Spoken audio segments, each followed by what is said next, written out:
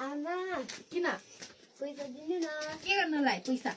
साथीहरूसँग फुटबल हेर्नु जान लाग्यो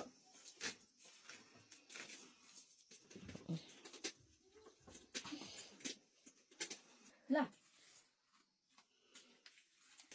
यतिले पुग्दैन नि आमा 100 रुपियाँ जति दिनु न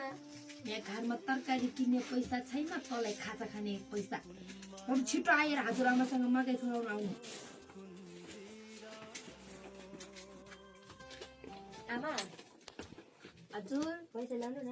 के गर्नलाई पैसा चाहियो तिमीलाई साथीहरूसँग घुम्न जानु